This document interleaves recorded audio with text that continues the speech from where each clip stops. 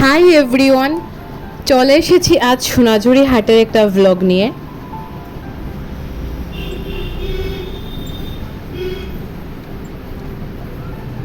আর আমার এই লুকের গেট রেডিটা অলরেডি তো আমি আপলোড করেই দিয়েছি। শান্তিনিকেতনের এই রাস্তাটা দেখতে এতই ভালো লাগে সত্যি। রাস্তার দুপাশে এরকম বড় বড় গাছ, জায়গাটার নাম যেরকম শান্তিনিকেতন, ঠিক জায়গাটাতে এক আলাদা রকমের শান্তি পাওয়া যায়। নিজেকে হারাই দুটি নয়নে রোজ নিয়ে শুতে যাই তোমাকে, তোমাকে। আমরা তো বেশ মজা করেই যাচ্ছিলাম, বেশ হাসতে হাসতে গল্প করতে করতেই যাচ্ছিলাম। তো এই যে গল্প করতে করতে এসে পড়েছি আমরা সোনাঝুরি হাটে। আর ওই দিন ছিল রবিবার, মেইন হাটটা ঠিক শনিবার আর রবিবারই বসে, তাই সবগুলো দোকানই খোলা ছিল। অন্যদিন অত দোকান খোলা থাকে না, আর বেশ ভিড়ও হয়েছিল ওই দিনকে।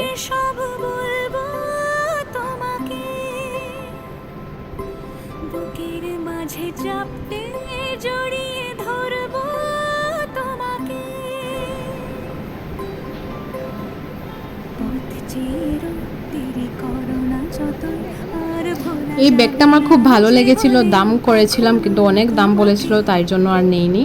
খুব সুন্দরই ছিল এখানে ব্যাগের কালেকশন। তারপর চোখে পড়ে আমার এই হ্যান্ডমেড জুয়েলারিগুলো। একটা খোপার কাঠা পছন্দ হয়েছিল কিন্তু খুব দাম বলছিল, এর জন্য নেইনি। সোনাঝুরি হাটে না অনেক কম দামে জিনিসপত্র পাওয়া যায়, যদি তোমরা ঠিকভাবে দাম দর করতে পারো তাহলে তোমরা অনেক সস্তায় জিনিসপত্র নিতে পারবে।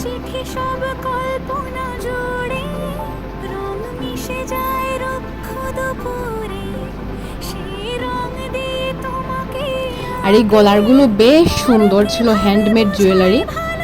এখানে যেসব জুয়েলারি পাওয়া যায় সবই তারা নিজে বানিয়ে বিক্রি করে। তারপর সুস্মিতা এখানে একটা শাড়ি দেখছিল, শাড়িটার কালার কিন্তু খুবই সুন্দর ছিল। বিভিন্ন রকমের শাড়ি এখানে পাওয়া যাবে।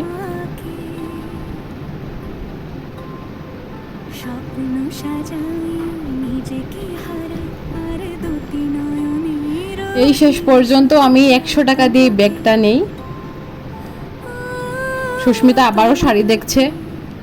তারপর কি ঘুরতে ঘুরতে আমাদের গলা শুকিয়ে গিয়েছে, তাই এখানে আমরা আমপানা খেতে বসে পড়েছি। আর এই আমপানাটা কিন্তু খুবই রিফ্রেশ ছিল। প্রায় সন্ধ্যাই হয়েছিল আমাদের হাট ঘুরতে ঘুরতে।